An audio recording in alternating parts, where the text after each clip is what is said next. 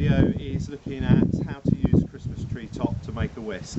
So what we're going to start with the raw material with top of a Christmas tree. This is a Nordman fir. I've gone to a garden centre for this one, and I've chopped off the top from one of their waste trees. And what we'll do is we'll peel the bark and then we'll look at how to tie the arms up to get this balloon whisk that we're going for. So that's what I'm aiming for today's video. Now what I did last year, I went and collected the raw materials, I peeled the bark, I tied up the arms, put them in a box and forgot about them. So I've got 20 or so that I did last year. So we'll start with the smallest. This has no arms left on it, but I thought could be a little cocktail muddler or something like that. So just a little bit of fun there. And then we've got one here where the arms are very flat. They've not been turned up, they've just been chopped off and trimmed. And this is a style that I've got a family connection with. So I've made a lot of these before. They are useful, they're great for pasta and they're great for stirring batter. And you use them by twizzling them between your hands, or in a larger pan you can use them round and round as well. So similar to those but with bent arms. You can see the profiles here. These ones have had their arms tied up and then chopped off and finished off afterwards. The last variation is an idea taken from Mark Venth, basically using the larger stems for hat hangers.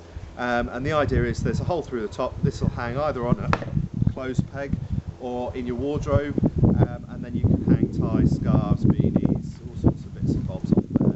And I quite like the idea of having one of these in the hall. It will sort of hang up and then you can just twist it around depending on what you want. Next up, we're going to look at the set of tools that we're going to use, and I'm going to sit down and just show you some of the more interesting parts of the whittling to come.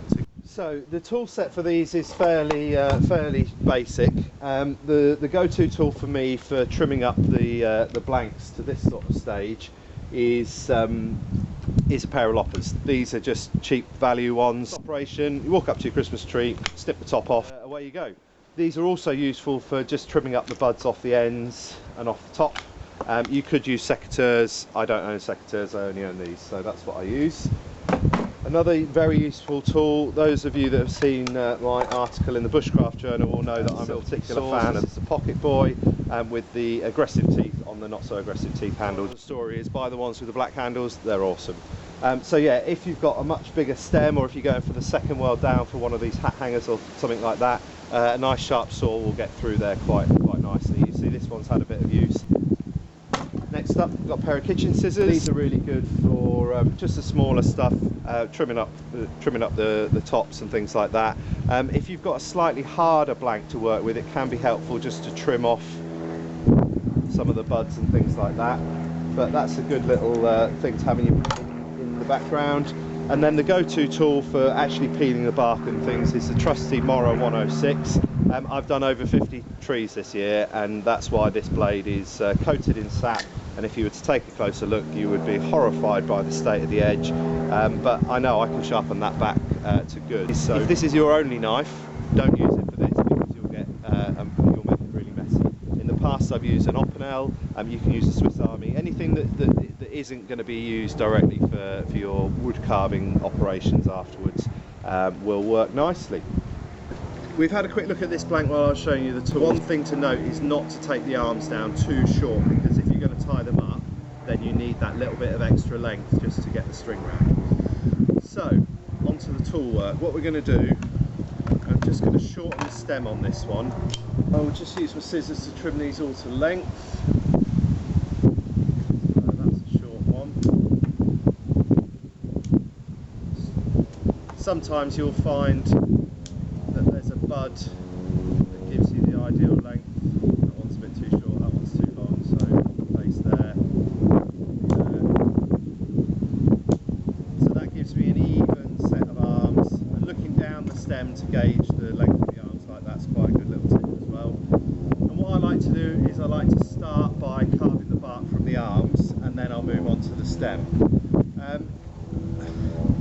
Some people might want to use a glove at this stage on your holding hand, and what I find, especially if they're slightly drier, is that these leaves on the firs can irritate your skin. So if you want to put a glove on just to avoid the issues with contact with the leaves, you can do, but I tend not to. So what we're going to do is I'm going to grip the stem of the whisk in my forefingers, and then I'm going to present my thumb up between the arms of the whirl of the trees, and then I'm going to use like a push pivot cut just to start taking the bark off. And what I'm looking to do is to peel the bark and not cut too much wood, and then at the end just a little flick and a lift, and if you withdraw your blade so that you're just using the tip, you'll find it will get round that little curve there, and then we'll do that all the way round and address the little noggin that's left afterwards. So that's the first cut on the top. The second will go in next to it. Just peel down enough, and then again using the tip just start to turn that next cut, and then what I like to do is just pick out the bark that's come out there. These are nice and soft, there's lots of sap in, and then there's a little bit of inner bark just left between the intersection of those facets, and I'll peel that off and then just very gently up and around there. So in terms of safety, you are going to be working close to your hands. You are going to have to think about safety with every cut you make. This is a fairly unusual object, and you will need to have a good think about how to achieve that. Obviously watching the video helped you hopefully, but the other thing to say is that you're only peeling bark, you're not carving wood, so the pressure that you need to put on the knife hand behind the blade is fairly small. If you get your blade in the right position underneath that bark, it will just peel, and you should have an easier time of it if you're not trying to film yourself as well. So that's the bit of bark, and then we'll just go back in and try and lift a little bit more out there, and that just gives you a little bit less work to do with the knife. And just work my way around this arm.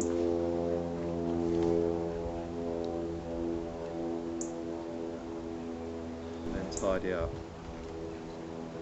So I've been making these for a few years, and last year I left some with the bark on to dry and carved some excuse me, whilst they were green. And what I found is, although in theory you can take a single cut on dry bark because you can take a little bit of the wood and that'll be a finishing cut, getting through the bark actually will put dinks and things in your knife, and the sap can still be an issue. So what I've decided to do is peel them all green, set the arms into the desired shape, and then finish them afterwards. I am working in batches. I've got at least 50 of these on the go at the moment, and I don't mind putting in a little bit of extra time in the finishing cuts to get them all nice and smooth and ready to go, and that'll be in a couple of months. At the moment they're living in a dark box in a cool spot in the house, and they'll come out before the light changes and be ready for my markets in March and April. So that's essentially peeled the bark. There are just some few little green bits there. You can get at them with the fingernail if you need to. Just go through with the tip of the knife and take the inner bark out. You've got to remember that these are going to be tied up, so access to them after they're tied will be a little bit harder. So yeah, that's the first one done. I've got to go around and do all the others now, but before I do that, what I want to do is just show you how to do this this cut at the top.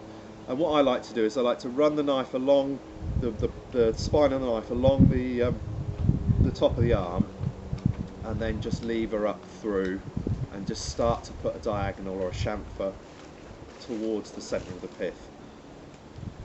And that bit's a lot harder if it's dry, so that's one reason I chose to work this way round. And then similarly, once this arm's peeled, you just come in and you take another chamfer, and then we'll go round progressively doing that, and you'll end up with a point hopefully where the pith is, and then I'll take a horizontal cut across there. So what I'll do is I'll sit down, I'll whittle the rest of this off, and then I'll come back to you when we're starting to look at the tops and of the arms and the stem. Got a couple of arms left to do, but I thought whilst I do that we'll get a bit more of a close-up, and I'll talk to you about the origin story for these. So I've got a few people to credit. Mr. Neil Mapes for repopularising the balloon style. I believe Drew Langsland has these in his books. Additionally, our Danish bushcrafter on Instagram, Gentleman is kind enough to share his idea for a handle with me. I'm going to have an experiment with that in the finishing phase in a few months once these are dry. But the original shout out really ought to go to my family, and in particular my paternal great-great-grandfather. So family on my dad's side originated from the Polish-German border. They were farmers, and apparently once a year great-great-grandfather would go off into the woods to cut a Christmas tree for decorating the house, and then when the tree was used he would cut the top out and make a whisk for my great-great-grandmother to use in the kitchen for the year, for mixing batter, in particular for donuts and all the delicious things that my nan used to make. So for me it's a really nice way of linking to the past, and that style, the way it was recounted to me, was the radial style. So that's great-grandfather's design. And then the people that I've spoken about earlier have helped inspire me to develop this idea. Just coming up to the last bit of work on peeling the arms. Just tidy the inner bark up on that one. We have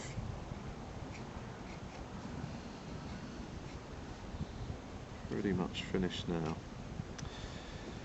So there is a little bit of tidying up to do on this. You don't want to sit and watch me get every single minute piece of bark off. But what is interesting is what we're going to do next. I'm a little bit fouled here. Let's see if I can't get in front of the camera. So same grip with the fingers round the stem and presenting my thumb for a pivot, but this time just going to use the very tip to work between the arms and just take a little bit of material out of the arms there. That one, this one here has got a little bit thin, so as it bends, if you put much pressure on that section, because it's so green, you could rip this bit out. So you just got to be careful about not getting them too flat here. I don't know if you can see that in the plane of the camera, but this one's higher by a fraction than the main ones on the whirl. So just have to be a bit careful about not nicking any strength out of the arm. And this knife is horribly pitted, so it's leaving scratch marks, but here I can go over that fairly easily once it's all dry with a nice sharp knife, and just roll through.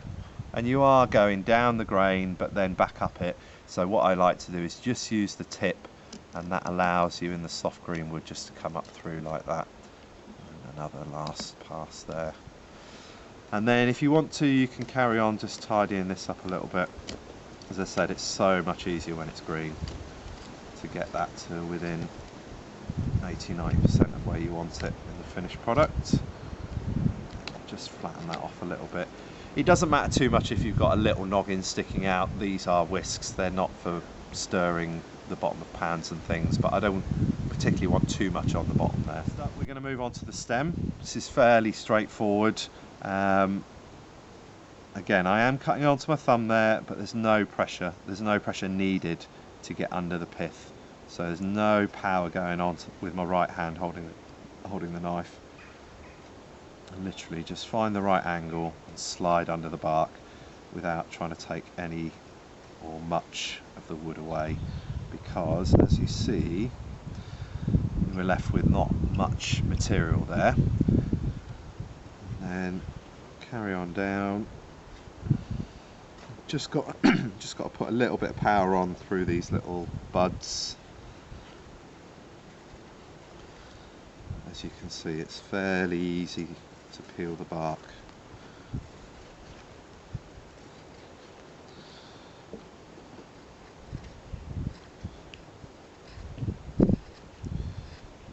Methodically round. I've just peeled off the last section, which wasn't particularly interesting, but now I'm just going to peel this bit, and I wanted to show you that on camera. So I'm not going to try and get the knife all the way to the base of the arm. What I'm going to do is just carry on peeling as I have been, round and round. And it's worth taking a little bit more time over the stems, because when this is in the bloom whisk configuration with the arms bent up, it's going to be a lot harder to get in here with a knife. So because it's thicker, I am just taking a little shave of wood off at the same time. Just readjusting my grip constantly. What I'm not doing is working round awkwardly like that. You've got to keep safety in mind. I've not had any problems doing this task over multiple objects, but I have tried to bear safety in mind at all points. Quite like my fingers whole. Okay, so next step is to come down the arm with the tip of the knife, and then I'm just going to twist it and try and get back up the stem. I'm going to try and take as much of the inner bark off as possible, because that'll oxidize out and not look very pretty. And then getting in here is important, because when they're all curved it will be harder to do.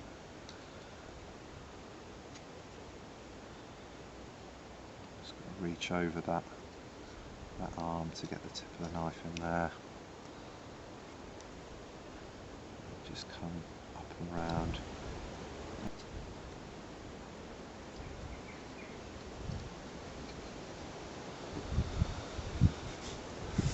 I have one rather skeletal umbrella shape. In order to tie up the arms, what I'm using today is just some wax cotton or wax linen. This is out of my leather working box. It's nice and thin, so it doesn't get in the way when you're wrapping it round. There's not a bulk of material there to stop the arms from laying down nicely. So just pop a little clove hitch on one of the arms, and you can adjust this when you bend them. They all bend slightly differently. So we'll pop that on there. And what I'm looking to do really is encourage this one down into a bend, and then secure it towards the stem.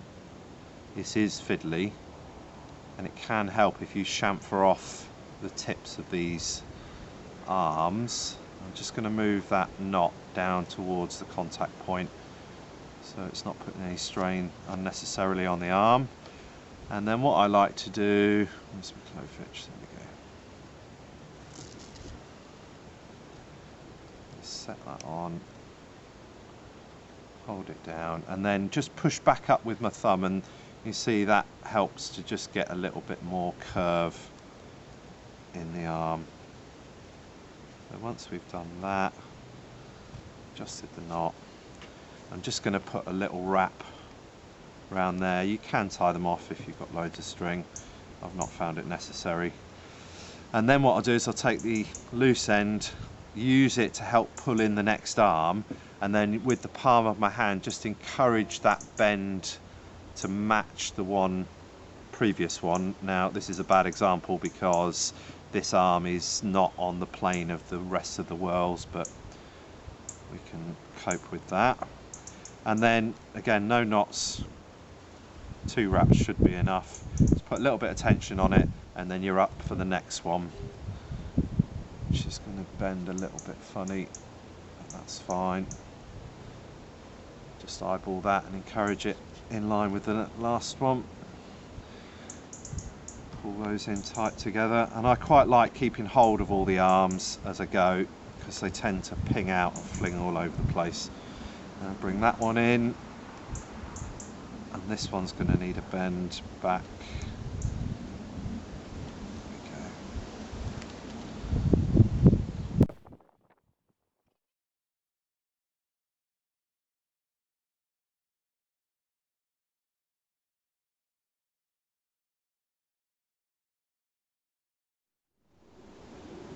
If you try doing this arm setting once the wood's dry, you might find it doesn't work, because the sap's not there to help the wood bend.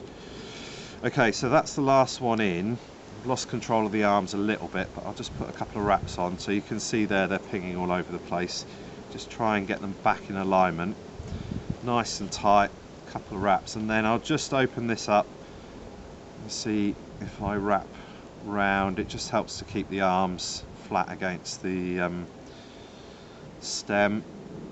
Give that a pull, and then just a very simple knots now to to lock everything off.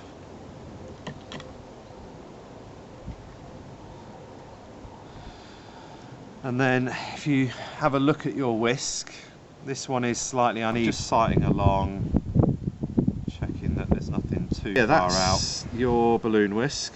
They are rustic. That's basically it for now. And then what we'll do is we'll dry these down. As I said, I've got them in a box in a cool room in the house at the moment. I don't want the ends splitting because they're going to be used with food contact, so I'll dry them for as long as they need. Okay, so in summary, we've taken the top of one Christmas tree, we've trimmed it up appropriately and peeled the bark. Whilst there's plenty of sap still left in the arms, we've bent the arms and tied them to the stem where they'll set as this dries. It's a great fun little project and I hope you've enjoyed the video. If you'd like to find out more, please visit the website www.onedaywoodcraft.co.uk. If you'd like to comment on this video specifically, please do so in the comments. And if you're into social media, you can find me on Instagram and Facebook as One Day Woodcraft.